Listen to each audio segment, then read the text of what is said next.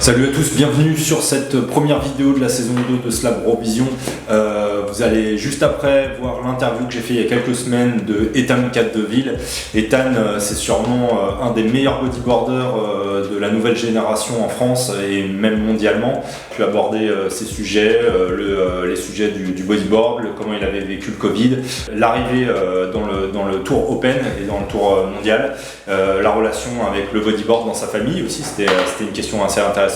Donc je vous laisse observer tout ça. N'hésitez pas à commenter, partager et vous abonner à la chaîne, c'est très important pour nous. Et bon visionnage.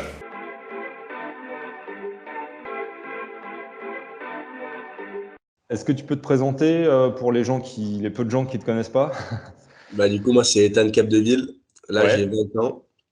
Je suis originaire de Mimizan dans les Landes Ça roule. et je fais du body depuis que je suis tout petit. Voilà, c'est ma passion. Du coup, mon père, c'est un ancien champion de bodyboard. Du coup, il a créé une école de surf et du coup, depuis que je suis tout petit, j'ai baigné là-dedans. En fait, j'étais tout le temps à la plage. Il m'a mis tout petit sur une planche. Je faisais du body avec lui ou du surf. Et, euh, et moi et mon frère, on a choisi le body. Et on avait un petit groupe d'amis avec mon cousin, des potes à nous qui ont faisait du body. Et du coup, la passion, elle est née de là. Tout petit, c'est vraiment. Et du coup, j'ai toujours regardé ce sport. J'ai fait des sports à côté, mais ça a toujours été le sport principal, quoi. Ok, t'as fait quoi à côté? J'ai fait plein de choses. J'ai fait du golf quand j'étais petit. Je fais du judo, du foot, du rugby, de l'aïkido. Je fais plein de trucs assez différents, du tennis aussi. Ok. Mais le body, il a toujours été là et toujours resté, quoi. Tu sais à quel moment tu t'es dit que vraiment tu voulais faire les choses sérieusement au niveau du body et vraiment t'investir, ou ça s'est fait complètement naturellement? Ouais, ça s'est fait progressivement. Au début, c'était les petites Coupes de France. Donc, les petites compètes un peu où on était concentré. Après, c'est aller sur les championnats de France. On commençait à faire des résultats. Après, je suis parti et après, ça s'est enclenché avec des petites Coupes d'Europe. Après, je suis parti avec l'équipe de France en 2018 faire les championnats d'Europe où on a gagné en équipe. Et après, ça s'est enchaîné. On est parti faire quelques étapes internationales. Ça a été crescendo en fait. Et là, depuis que je suis sur le tour l'année dernière, enfin, depuis que j'ai commencé le tour en Open, là, je suis vraiment très très motivé pour la suite, quoi. Tu te souviens justement de ta première compète? Ouais, c'était en Bretagne, au Minou, et j'avais fait un premier tour. D'accord. J'étais tout petit, j'étais même pas encore classé, je devais avoir 8 ou 9 ans, et c'était à partir de 10 ou 12 ans les compètes, les minimes. J'étais Ok. surclassé, donc premier tour direct. Après, au début, c'était souvent des premiers tours. Je gérais, j'étais tout petit, donc je gérais pas forcément bien mes séries. T'étais Après, pas je me trop souviens, déçu? T'arrivais quand même? Si, ouais. carrément, j'étais hyper Ouais. déçu. Souvent, c'était du coup premier tour. Après, j'arrivais souvent en demi et j'arrivais pas à aller en finale. Et après, ça allait. J'ai réussi à faire quelques finales. Et au début, d'ailleurs, j'étais avec mon frère. On était dans la même catégorie puisque il n'y avait pas de catégorie Benjamin. Et du coup, on se tirait pas mal la bourre les deux. Le titre là dont tu es le plus fier, parce que du coup t'es double champion de France en Open, non? En Open, ouais. Ouais. C'est quoi est-ce que c'est le type de champion de France? Est-ce que c'est d'autres compètes que tu as gagné? C'est quoi le titre dont Euh, aujourd'hui tu es le plus fier? Alors moi, c'est les championnats de France de cette année que j'ai gagné, elles étaient vraiment importantes pour moi, victoire, parce que j'ai vraiment fait une saison pourrie. Franchement, j'ai fait une D'accord. mauvaise saison et c'était la dernière compète de l'année.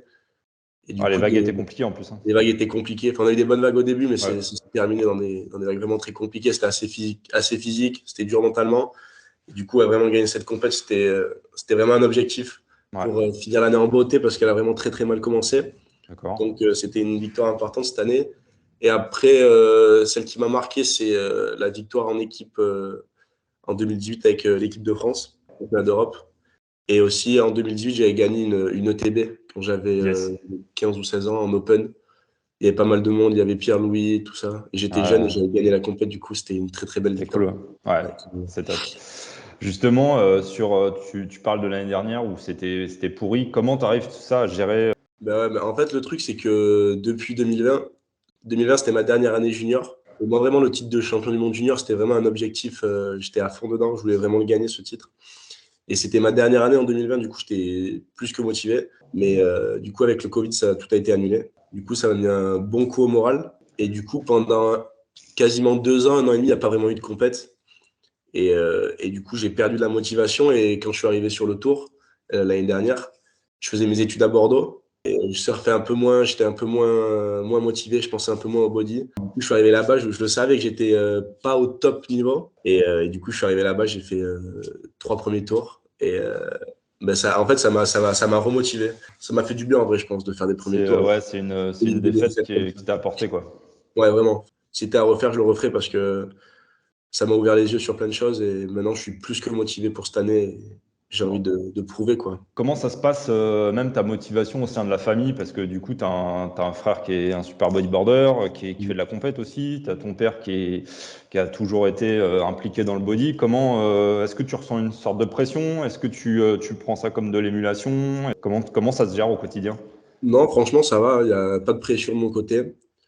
Avec mon frère qui est dans l'eau, ben, on se tire la bourre, quoi, on essaye Ouais, d'être le meilleur à chaque fois. Dès ouais, que je vois qu'il fracasse, ben, j'essaye de fracasser plus que lui, tu vois, ouais, bien sûr. des choses comme ça. Et après, non, au côté de mon père, il n'y a pas de pression. Il s'attend pas à quelque chose, enfin, Non, tu non, sens non. pas qu'il s'attend à quelque chose de toi. Non, Non, franchement, non. non, non. Du moment que tu t'amuses, c'est le Ouais, principal, voilà, c'est c'est ça. ça. Tes objectifs là sur cette année? Ben là, déjà, cette année, ça serait de rentrer dans le top 16. Comme ça, ben, pour l'année prochaine, ce sera plus facile. Et j'aimerais vraiment faire une finale cette année ou aller décrocher une victoire. Bon, ça, je sais que c'est compliqué, mais aller déjà faire une finale, un podium, ça serait vraiment. Quoi la différence entre, par exemple, un championnat de France ou un ETB et vraiment le tour, quoi? Ben, déjà, les vagues. Les vagues, elles sont beaucoup plus impressionnantes, beaucoup plus puissantes, beaucoup plus grosses. Donc, il faut réussir à adapter son surf. Ça n'a Ouais. rien à voir avec. Ouais, bon, il y a quelques étapes où les vagues, elles sont pas forcément impressionnantes, mais la plupart du temps, quand on regarde, c'est souvent des grosses vagues des grosses vagues assez puissantes, assez méchantes. Du coup, réussir à passer ce cap-là d'aller dans des grosses vagues, de pas avoir peur de taper, pas forcément avoir peur de se faire mal ou quoi que ce soit. Et après, le niveau, il y a beaucoup plus de niveau sur le tour. En fait, on n'a pas le droit à l'erreur quand on est sur le tour. Parce que si tu fais une erreur, ça peut aller très très vite derrière, quoi. D'un point de vue extérieur, on a l'impression il y a moins de stars, entre guillemets, sur le tour. Mais moi, vraiment, quand tu regardes les compètes, tu as l'impression que bah, en fait, le niveau s'est lissé et que même des gars que personne connaît, ils déboîtent. Enfin, tout le monde Ah déboîte, quoi, en oui, fait, quoi. ah oui, complètement. Mais le meilleur exemple, c'est au fronton, par exemple. Au fronton, tous les locaux, ben, ils sont connus dans le monde du bodyboard, mais pas forcément connus de tous. Et ils arrivent et ils te font des finales quasiment tous les ans, tu vois. Alors que les gars, ils sont inconnus ailleurs que chez eux, quoi. Et ça, c'est pareil, par exemple, avec Kiké, c'était pareil. Il y avait gavé de Chiliens que personne connaissait, ils arrivaient et les Il gars, ils fait faisaient tout, des quoi. demi-finales ou des quarts. Comment tu te prépares? Parce qu'au final, tu sais jamais sur qui tu vas vraiment tomber. Enfin, Ouais, mais moi, je me concentre vachement sur moi. J'essaye de sous-estimer ou de surestimer personne sur la compète. C'est vraiment, je me focus sur moi et j'essaye de donner le meilleur surf que je peux, en fait. C'est vraiment, je me concentre sur ma performance et pas forcément sur ceux qui sont contre moi dans l'eau. Je me concentre ok. vraiment sur ce que je dois faire. Justement, ton surf, qu'est-ce que t'en penses? Comment tu le vois? Tu l'as vu évoluer ces derniers temps? Mais là, ouais, je trouve que cette année, j'ai vraiment bien progressé. Depuis le tour, en fait, hein, depuis que je suis allé faire le tour, j'ai vraiment eu un déclic, que ce soit dans les grosses vagues, en droite, en gauche. Là, je trouve que je diversifie mon surf. Avant, Ouais, c'était carrément. un peu plus la même chose. Là, j'essaie de proposer de nouvelles choses et j'y arrive. Et du coup, ouais, j'ai passé un cap, je trouve, surtout dans les grosses vagues. Ça fait longtemps que ça me travaille parce que ouais, avant, j'avais vraiment peur des grosses vagues. Et à force de se forcer, même de faire le tour, d'être en compète dans des grosses vagues, Tu prends la etc., confiance, quoi. ouais, tu Ouais. prends la confiance petit à petit. Et là, cette année, enfin, l'année dernière, j'ai vraiment passé un cap, je trouve.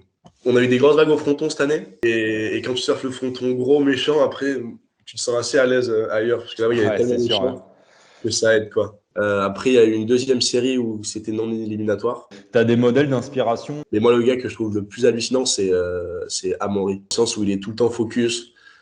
À Arica, cette année, quand il gagne, c'est le quart demi-finale. Les 3 premières vagues, il prend des 10. Et c'est cette régularité, moi, chez lui, qui m'impressionne et qui m'inspire vraiment. Après, j'essaye vraiment de m'inspirer de tous les bodyboarders du monde, soit les Australiens, les de l'ancienne génération, les nouveaux.